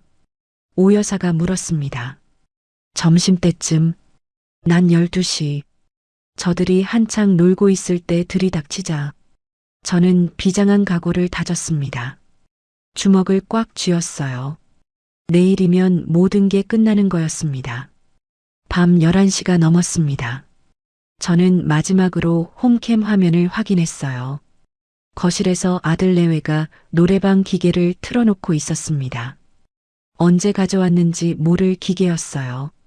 트로트 노래가 흘러나왔습니다. 며느리가 마이크를 들고 춤을 추며 노래를 불렀어요. 목청껏 소리를 질렀습니다. 아들도 박수를 치며 같이 놀았죠. 두 사람이 번갈아 노래를 부르고 소파에서 뛰어다녔어요. 소파 구석에는 벗어 던진 보호대가 처박혀 있었습니다. 쓰레기처럼요. 그 보호대가 모든 것을 말해주고 있었습니다. 저는 화면을 껐습니다. 이제 충분했어요. 증거는 충분히 모았습니다. 내일이면 심판의 날이었어요. 저는 침대에 누웠지만 잠이 오지 않았습니다. 내일 할 말들이 머릿속을 맴돌았어요. 어떤 표정을 지어야 할지, 어떤 목소리로 말해야 할지 생각했습니다. 35년간 병원에서 온갖 상황을 겪어봤지만 이건 달랐어요. 상대가 남이 아니라 내 자식이었으니까요. 창밖에서는 눈보라가 거세게 몰아치고 있었습니다. 바람소리가 창문을 흔들었어요. 폭풍 전야의 고요함 같은 밤이었습니다. 저는 눈을 감고 심호흡을 했어요. 마음을 단단히 먹어야 했습니다. 70내년 인생에서 가장 힘든 싸움이 될 테니까요. 하지만 지지 않을 겁니다. 반드시 이길 거예요. 내 집과 내 인생은 내가 지킬 거예요. 그리고 지수도요. 다음 날 낮 12시였습니다. 저는 오 여사와 함께 택시에서 내렸어요.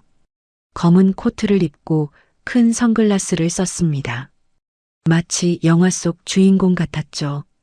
손에는 서류 봉투와 스마트폰을 꽉 쥐고 있었어요. 심장이 터질 것 같았습니다. 콩닥콩닥 소리가 귀까지 들렸어요. 하지만 물러설 수 없었습니다. 70내년 인생 최대의 결전이었으니까요. 오 여사가 제 팔을 잡았어요. 무언의 응원이었습니다. 눈이 소복이 쌓인 마당을 지나 현관문 앞에 섰습니다. 발이 눈에 푹푹 빠졌어요. 저는 깊이 숨을 들이쉬고 초인종을 눌렀습니다. 딩동. 익숙한 소리가 울렸어요. 안에서 웅성거리는 소리가 들렸습니다. 허둥지둥 뛰어다니는 발소리, 무언가 치우는 소리. 저는 입꼬리를 올렸어요. 예상대로였습니다. 잠시 후 문이 열렸습니다. 아들이 문틈으로 얼굴을 내밀었어요. 저를 보더니 눈이 휘둥그레졌습니다. 얼굴이 하얗게 질렸어요. 어머니, 벌써 오셨어요? 오늘 퇴원이에요? 저는 대답하지 않고 문을 밀치고 들어갔습니다. 거실은 난장판이었어요. 과자 봉지, 맥주캔, 족발 포장지가 바닥에 널브러져 있었습니다. 소파 쿠션은 바닥에 떨어져 있었고 노래방 기계가 텔레비전 앞에 놓여 있었죠. 유리 테이블 위에는 술병이 줄지어 서 있었어요. 재떨이에는 담배꽁초가 수북했습니다. 담배 냄새가 코를 찔렀어요. 저는 입술을 꽉 깨물었습니다. 내 집이 쓰레기장이 된 거였어요. 30년 넘게 정성껏 가꾼 내 집이요. 분노가 치밀어 올랐습니다. 며느리가 안방에서 급하게 나왔습니다. 휠체어도 없이 두 발로 걸어서요. 보호대도 차지 않았어요. 머리는 헝클어져 있었고 얼굴에 화장기가 없었습니다. 저를 보더니 화들짝 놀라며 멈춰 섰어요. 그리고 갑자기 다리를 절기 시작했습니다. 절뚝절뚝 연기를 하는 거였죠. 눈이 이리저리 굴러다녔어요. 아이고, 어머님. 깜짝이야. 수술은 잘 되셨어요? 저는 선글라스를 천천히 벗었습니다. 차가운 눈빛으로 며느리를 바라봤어요. 다리 왜 저러? 아까는 멀쩡히 걷던데. 며느리의 얼굴이 하얗게 질렸습니다. 입술이 파르르 떨렸어요. 손가락도 떨리고 있었습니다. 그게 오래 누워있다 일어나서 저는 손을 들어 말을 끊었습니다. 그리고 스마트폰을 꺼냈어요. 화면을 켜서 며느리에게 들이밀었습니다. 어제 녹화한 영상이었어요. 며느리가 거실에서 필라테스를 하는 장면이 재생됐습니다. 다리를 180도로 찢고 물구나무를 서는 모습이요. 코브라 자세, 활 자세까지 완벽하게 해내는 장면이었습니다. 며느리의 눈이 커졌습니다. 입이 벌어졌어요. 완전히 얼어붙은 표정이었습니다. 얼굴에서 핏기가 싹 빠졌어요. 이게 뭐예요? 어디서? 저는 차갑게 대답했습니다. 내가 물구나무 서는 영상이야. 골절 환자가 참 대단하더라. 다리 찢기까지 하고. 아들이 달려왔습니다. 화면을 보더니 얼굴이 새파랗게 변했어요. 다리가 휘청거렸습니다. 벽에 손을 짚어야 할 정도였어요. 어머니, 이게 어디서? 집에 카메라가. 저는 다음 영상을 재생했습니다. 아들이 금고를 발로 차며 노친내 치매와 나고 욕하는 장면이었어요. 화면 속 아들이 침까지 뱉으며 욕설을 퍼붓고 있었습니다. 내 자식 입에서 나온 말이라고는 믿기지 않았어요. 그 다음은 사문서 위조를 모의하는 대화였습니다.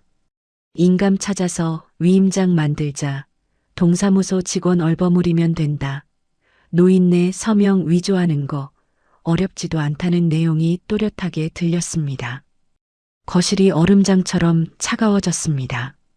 아들 내외가 굳어버렸어요. 말 한마디 못하고 서 있었습니다. 숨소리만 거칠게 들렸어요. 오 여사가 앞으로 나섰습니다. 서류 봉투에서 계약서를 꺼냈어요. 김성훈 씨, 최미영 씨, 이거 보세요. 가짜 계약서였습니다. 집을 사회복지재단에 기부한다는 내용이었어요. 날짜도 도장도 선명하게 찍혀 있었죠. 아들이 서류를 낚아챘습니다. 눈으로 훑어보더니 얼굴이 일그러졌어요. 뭐야 이게? 집을 기부해? 어머니, 이게 무슨 짓이에요? 저는 팔짱을 꼈습니다. 차분하게 말했어요. 내 집이야. 내 마음이지. 너희 같은 페르나한테 한 푼도 안 물려줄 거야. 며느리가 갑자기 울음을 터뜨렸습니다. 바닥에 주저앉아 통곡하기 시작했어요. 머리를 쥐어뜯으며 울었습니다. 어머님 잘못했어요. 제발 용서해 주세요. 저희가 너무 힘들어서 그랬어요. 뻔한 연기였습니다. 눈물은 나는데 눈가가 빨개지지 않았어요. 콧물도 나지 않았죠. 35년간 수많은 환자의 진짜 눈물을 봐온 저였습니다. 가짜인 건 한눈에 알 수 있었어요. 아들도 무릎을 꿇었습니다. 손을 모으고 빌었어요. 어머니, 제발이요. 사업이 망해서 그랬어요. 사채업자들한테 협박받고 있어요. 살려주세요. 저는 냉정하게 대답했습니다. 그래서 어미를 속이고 재산을 털려고 했어? 가짜 깁스까지 하고 나를 부려먹으면서 새벽에 불러내고 다리 주무르게 하고 화장실까지 부축하게 하면서 아들이 고개를 떨궜습니다. 할 말이 없는 거였어요. 그때 방문이 열리고 지수가 나왔습니다. 아이의 눈이 빨갛게 충혈되어 있었어요. 볼에 눈물 자국이 있었습니다. 울었던 게 분명했어요. 옷도 이틀째 같은 옷이었습니다. 머리도 감지 못한 것 같았어요. 지수가 저에게 달려왔습니다. 작은 몸이 저에게 와락 안겼어요. 맨발이었습니다. 할머니, 지수가 제 품에서 엉엉 울었습니다. 작은 어깨가 들썩였어요. 뼈만 앙상하게 남은 것 같았습니다. 할머니, 무서웠어요. 엄마 아빠가 싸우고 나한테 밥도 안 줬어요. 라면만 먹었어요. 저는 지수의 머리를 쓰다듬었습니다. 눈물이 핑 돌았지만 꾹 참았어요. 지금 울면 안 됐습니다. 아직 끝나지 않았으니까요. 저는 지수를 아는 채로 아들 내외를 바라봤습니다. 너희가 저지른 짓 다 알아. 가짜 깁스로 나를 속이고 내 집에서 파티를 벌이고 내 손녀를 굶겼어. 금고를 털려고 했고 사문서 위조까지 모의했어. 이게 자식이 할 짓이야? 아들이 고개를 들었습니다. 눈에 눈물이 고여 있었어요. 하지만 저는 흔들리지 않았습니다. 저 영상 경찰에 넘기면 너희 둘 다 감옥 가. 사기 미수의 사문서 위조 모의야. 알아? 며느리가 비명을 질렀습니다. 안 돼요. 제발요. 저희 3개월 된 뱃속 아이도 있어요. 저는 눈을 크게 떴습니다. 임신이라고요? 처음 듣는 소리였어요. 뭐, 임신했어? 며느리가 고개를 끄덕였습니다. 배를 감싸주며 울먹였어요. 3개월이에요. 어머님께 말씀드리려고 했는데 타이밍을 못 잡았어요. 저는 복잡한 심정이었습니다. 둘째 손주라니. 하지만 그게 면죄부가 될 순 없었어요. 임신했다고 모든 게 용서되는 건 아니었습니다. 오 여사가 제 어깨를 툭 쳤습니다. 계획대로 가라는 눈짓이었어요. 저는 깊이 숨을 쉬고 말했습니다. 경찰에 신고하는 건 보류할게. 하지만 조건이 있어. 아들 내외가 고개를 들었습니다. 절망에 빠졌던 눈에 희망이 번뜩였어요. 마치 물에 빠진 사람이 동아줄을 잡은 것 같았죠. 뭐든지 할게요. 뭔데요? 말씀만 하세요. 저는 손가락을 하나씩 세웠습니다. 하나, 당장 이 집에서 나가. 둘, 지수는 내가 키울 거야. 셋, 내 재산에 손대지 마. 넷, 다시는 내 앞에 나타나지 마. 아들이 펄쩍 뛰었습니다. 지수를 데려가요? 그건 안 돼요. 지수는 우리 딸이에요. 저는 스마트폰을 흔들었습니다. 화면에는 아직도 영상이 재생 중이었어요. 이 영상이 법원에 가면 어떻게 될 것 같아? 아동학대로 양육권 박탈당해. 아이 굶긴 증거도 있어. 선택해. 순순히 넘기든지 법정에서 싸우든지. 아들의 얼굴이 일그러졌습니다. 주먹을 불끈 쥐었어요. 하지만 어쩔 수 없다는 걸 알고 있었죠. 며느리가 아들의 팔을 잡았습니다. 여보, 일단 나가자. 나중에 다시 생각하자. 아들이 이를 악물었습니다. 주먹을 떨었어요. 하지만 고개를 끄덕였습니다. 알겠습니다. 나갈게요. 하지만 이건 끝이 아니에요. 아들 내외가 안방으로 들어갔습니다. 짐을 싸는 소리가 들렸어요. 옷장 여닫는 소리, 서랍 열리는 소리, 지퍼 잠그는 소리. 저는 지수를 안은 채로 소파에 앉았습니다. 다리에 힘이 풀렸어요. 긴장이 풀리니까 온몸이 후들후들 떨렸습니다. 30분쯤 지났을까요? 아들 내외가 캐리어를 끌고 나왔습니다. 캐리어 2개와 보따리 하나였어요. 며느리가 저를 노려봤어요. 눈빛에 독이 서려 있었습니다. 어머님, 두고 보세요. 이렇게 끝나지 않을 거예요. 저는 대답하지 않았습니다. 그냥 현관문을 가리켰어요. 아들이 지수를 한번 바라봤습니다. 복잡한 표정이었어요. 하지만 아무 말 없이 돌아섰습니다. 현관문이 쾅 닫혔어요. 캐리어 바퀴 소리가 멀어져 갔습니다. 저는 그제야 안도의 한숨을 내쉬었어요. 다리에서 힘이 빠졌습니다. 오 여사가 제 등을 토닥였습니다. 영자야, 잘했어. 정말 대단해. 지수가 고개를 들었습니다. 눈물이 그렁그렁했어요. 할머니, 이제 괜찮아요? 엄마 아빠 안 와요? 저는 아이의 볼을 닦아주며 이마에 입을 맞췄습니다. 응, 이제 괜찮아. 할머니가 지켜줄게. 우리 지수 이제 맛있는 거 많이 먹자. 창밖에서는 눈이 그치고 햇살이 비치기 시작했습니다. 먹구름 사이로 파란 하늘이 보였어요. 긴 폭풍이 지나간 것 같았습니다. 저는 지수를 꼭 안고 창밖을 바라봤어요. 새하얀 눈 위로 햇빛이 반짝였습니다. 이제 새로운 시작이었습니다. 아들 내외가 떠난 지 일주일이 지났습니다. 집안은 다시 평화를 되찾았어요. 저는 거실 창문을 활짝 열었습니다. 담배 냄새와 술 냄새, 눅눅한 공기를 빼야 했거든요. 찬바람이 불어왔지만 개운했습니다. 마치 묵은 때를 벗겨내는 것 같았어요. 며칠간 집을 청소했습니다. 바닥을 박박 문지르고 소파 커버를 빨고 장롱 속 옷들을 정리했어요. 며느리가 바닥에 던졌던 제 옷들도 다시 개켜서 넣었습니다. 노래방 기계는 중고로 팔아버렸어요. 그 돈으로 지수에게 새 옷을 사줬습니다. 지수는 조금씩 밝아지고 있었습니다. 처음 며칠은 방에서 나오지 않았어요. 부모가 떠난 충격이 컸던 거죠. 밥도 잘 안 먹고 멍하니 천장만 바라봤습니다. 악몽을 꾸는지 한밤중에 울기도 했어요. 저는 아이 곁에서 등을 토닥여주며 밤을 새웠습니다. 하지만 제가 맛있는 음식을 해주고 함께 텔레비전을 보고 옛날 이야기를 들려주면서 아이의 표정이 풀렸어요. 웃음이 조금씩 돌아왔습니다. 학교에도 다시 다니기 시작했어요.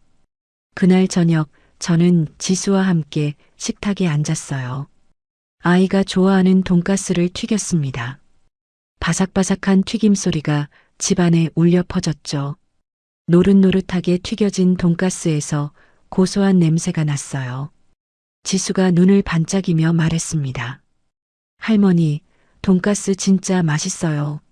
엄마는 한 번도 안 해줬는데. 저는 가슴이 뭉클했습니다. 10살짜리 아이가 돈가스 하나에 이렇게 좋아하다니요. 그동안 얼마나 사랑을 못 받았는지, 제대로 된 음식을 못 먹었는지 알 수 있었어요. 저는 지수의 머리를 쓰다듬었습니다. 부드러운 머리카락이 손끝에 느껴졌어요. 지수야, 앞으로 할머니가 맛있는 거 많이 해줄게. 뭐 먹고 싶어? 지수가 손가락을 꼽았어요. 눈이 초롱초롱 빛났습니다. 떡볶이요. 치킨이요. 피자요. 아, 그리고 할머니가 끓여주시는 된장찌개요.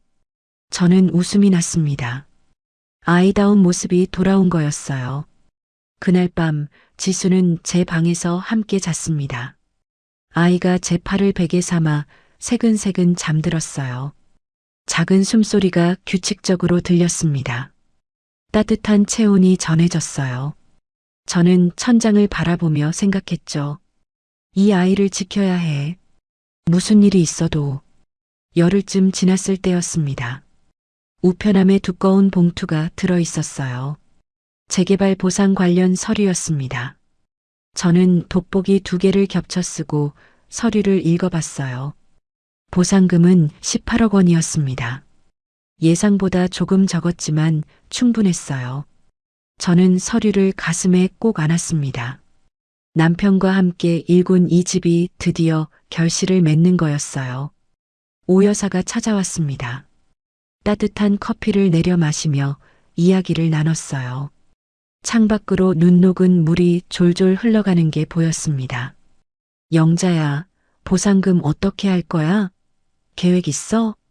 저는 미리 생각해둔 계획을 말했습니다. 일단 지수 교육비로 5억 따로 빼놓을 거야. 대학까지 보내려면 그 정도는 있어야지. 유학 가고 싶다면 보내줄 수도 있고, 그리고 나머지는 좋은 아파트 사서 지수랑 같이 살 거야. 오 여사가 고개를 끄덕였어요. 잘 생각했어. 지수 생각 많이 하는구나. 그런데 성훈이한테는? 저는 한숨을 쉬었습니다. 아들 생각을 하면 아직도 가슴이 아팠어요. 낳고 키운 자식인데 어떻게 안 아프겠어요. 하지만 마음을 굳혔습니다. 한 푼도 안 줄 거야. 걔가 원하면 법적으로 싸워야지. 하지만 내가 살아있는 동안은 꿈도 꾸지 마. 유류분 청구해봤자 얼마 안 돼. 오 여사가 제 손을 잡았어요. 잘 결정했어. 내가 번 돈이야. 내 마음대로 해. 그 무렵 아들에게서 연락이 왔습니다. 문자 메시지였어요.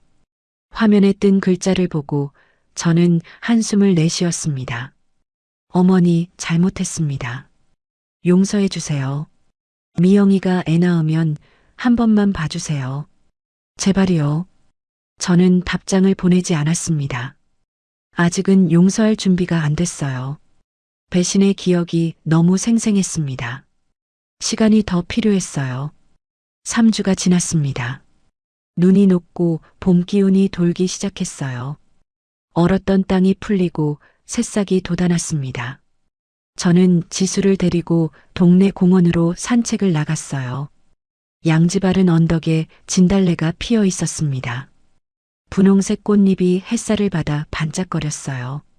개나리도 노랗게 피어 있었습니다. 지수가 꽃을 꺾어 제게 건넸어요. 할머니 예뻐요. 할머니 머리에 꽂아드릴까요?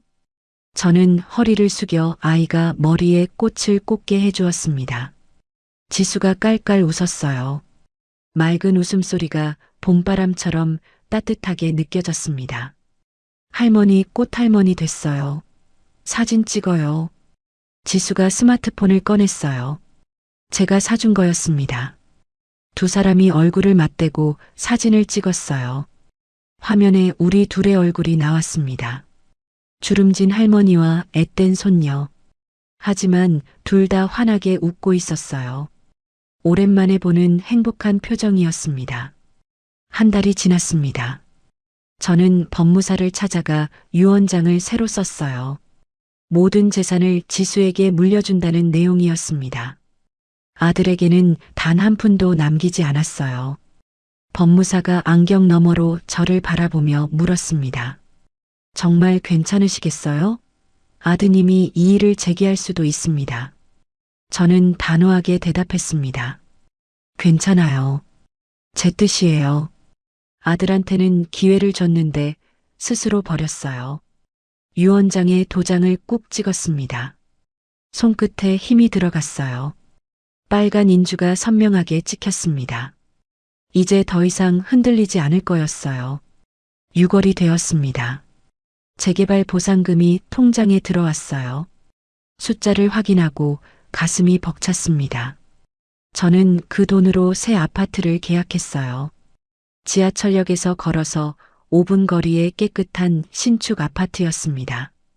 방 3개짜리 32평이었어요. 지수방도 따로 만들어줄 수 있었죠. 창문이 남향이라 햇살이 잘 들어왔습니다. 이사하는 날 오 여사가 도와주러 왔습니다. 이사업체 직원들이 땀을 뻘뻘 흘리며 짐을 나르는 동안 우리는 지휘를 했어요. 무거운 장롱, 냉장고, 침대가 새 집으로 옮겨졌습니다. 오 여사가 이마에 땀을 훔치며 말했습니다. 영자야, 새 출발이다. 진심으로 축하해. 저는 빈 거실을 둘러봤습니다. 하얀 벽, 깨끗한 바닥, 햇살이 쏟아지는 큰 창문. 베란다 너머로 푸른 하늘이 시원하게 펼쳐져 있었어요. 새 시작이었습니다. 지수가 뛰어다니며 소리쳤어요. 와, 내 방이다. 할머니, 여기 진짜 내 방이에요? 저는 웃으며 고개를 끄덕였어요. 그래, 지수 방이야. 원하는 대로 예쁘게 꾸미자. 벽에 그림도 붙이고 책장도 놓자. 그날 저녁 새 집에서 첫 식사를 했습니다. 배달 음식을 시켰어요. 짜장면과 탕수육이었습니다. 새집 거실 바닥에 돗자리를 깔고 앉았어요. 지수가 짜장면을 후루룩 먹으며 말했습니다. 할머니, 나 여기 살면서 공부 열심히 할게요. 커서 돈 많이 벌어서 할머니 모실게요. 진짜예요. 저는 눈물이 핑 돌았습니다.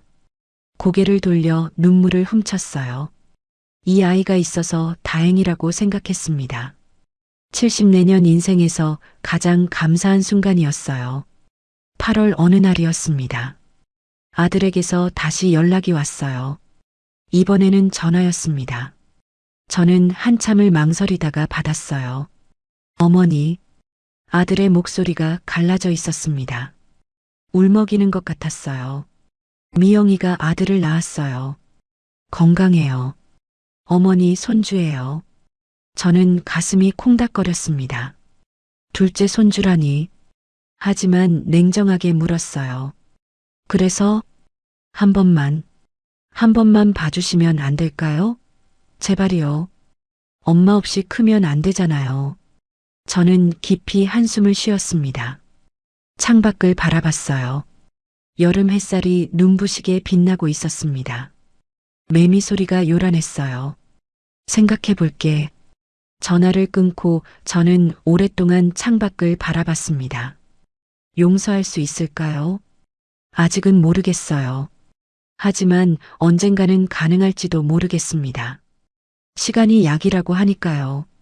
지수가 방에서 나왔습니다. 제 옆에 앉아 팔짱을 꼈어요. 할머니, 뭐해요? 무슨 생각해요? 저는 아이의 머리를 쓰다듬었습니다. 아무것도 안 해. 그냥 우리 지수랑 행복하게 살 생각. 지수가 제 품에 파고들었어요. 작은 체온이 따뜻하게 전해졌습니다. 저는 아이를 꼭 안았어요. 가슴이 뭉클했습니다. 창밖에서는 매미 소리가 요란하게 울렸습니다. 여름이 한창이었어요. 저는 눈을 감았습니다. 74살, 아직 늦지 않았어요. 손녀와 함께라면 100살까지도 살 수 있을 것 같았습니다. 이제 두려울 것이 없었어요. 지수야, 할머니가 지켜줄게. 영원히. 그것이 제 대답이었습니다. 누가 뭐래도 무슨 일이 있어도 이 아이를 지키겠다는 다짐이요. 아들은 저를 배신했지만 손녀는 제게 삶의 이유를 주었습니다. 그게 제 남은 인생의 이유였어요. 지수가 고개를 들어 저를 바라봤습니다. 까만 눈동자가 반짝거렸어요. 할머니 사랑해요. 저는 미소를 지었습니다. 눈가에 주름이 잡혔지만 행복한 주름이었어요. 웃을 수 있어서 감사했습니다. 나도 사랑해, 우리 지수. 창밖으로 노을이 물들고 있었습니다. 빨간색, 주황색, 분홍색이 하늘을 물들였어요.